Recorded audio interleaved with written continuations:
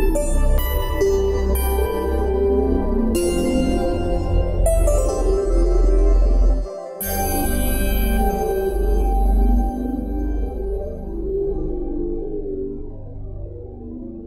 you talk about stigma and discrimination, and some of this work is directly addressing that, how do you think we're doing? Do you think that's improved over the past few years? Do we need to do more work? That's a great question, and the eternal question around stigma. I think there's been movement forward and movement backwards simultaneously, and so it's a very mixed answer that I would give you. For example, I think people now are becoming much more open about talking about struggles with anxiety or depression. They're ubiquitous in our society. The rate of depression in the United States is very high, as you know, and so is anxiety, the various forms of anxiety. They're almost commonplace. We now know that 1 in 4 Americans will experience it in a given year, and maybe nearly a half in their lifetime. A diagnosable condition. So it's not like these are infrequent or rare occurrences. They're not at all. But again, as I mentioned to you earlier, this idea, the mythology around it, I think shrouds it. And when we're able to get it out and tell the real story about the face of depression, for example, who is the person who goes to work every day and struggles with it and raises a family and is productive in their community. And that's really part of the story, I think, that's not been told very well. I think the image of depression is only those people with severe mental illness who they see on the street, who maybe encountered somebody in a difficult situation or read a glaring headline about somebody with a psychosis committing a crime. It's much bigger than that, and the story is actually much more hopeful than those kinds of stories would suggest. Why is that? What do you mean by that it's more hopeful? Well, we now know that for the vast majority of people, they can respond to care when that care is adequate and provided, particularly in a timely manner. So the message is, the good message is, if people need help, they should seek it, and if it doesn't work for them initially, stay at it, because there's likely to be a service that would be available to them that would help them.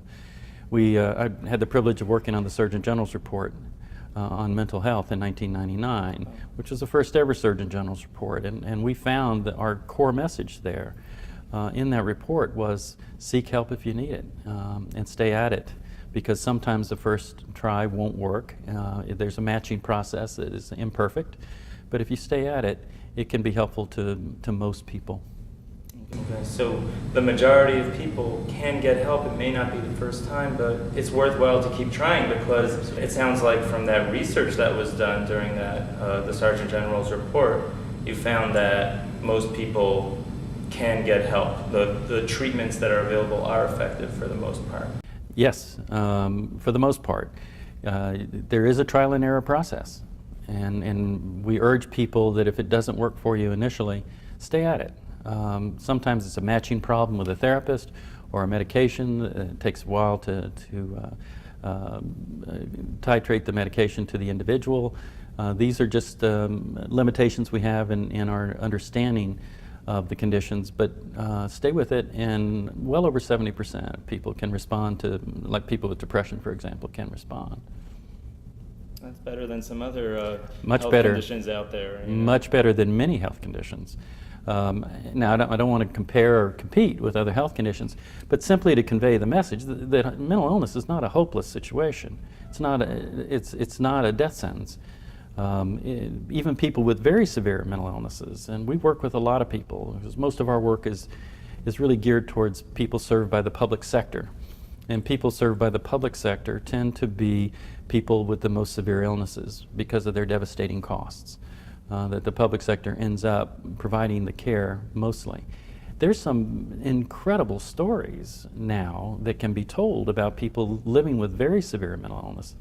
In fact, on our advisory group, the Mental Health Task Force here at the Carter Center, we have a man on our task force who's a phenomenal man who suffered mightily. He had a psychotic break when he was in college, which is not uncommon when a first occurrence will happen. And he was hospitalized many times over a number of years. He got better. He finally got the care and treatment that he needed. He is a tax-paying citizen. He doesn't receive any disability at all. He has to live with a condition that's a tough one, but he lives with it well. He knows how to handle it. He knows how to get what he needs when he needs it. He's married, has a family, and is an independent businessman. Wow, what a story. Yeah, that really is incredible. That's the story we want to get out. Now, is that easy, or is that really difficult? It wasn't easy at all. It was hard for the system and it was hard for him, but it was a case of perseverance, that you stay with it, you work hard enough, you find the inspirational people in the care system who believe in you. I think one of the major innovations over the last 40 years that I've been in this business, almost 40 years, has been to redirect our attention to people than the way I was taught. The way we look at it today is to look at people's strengths, not just their symptoms. Don't define them by simply their symptoms, but try to find what are those parts of themselves that are working.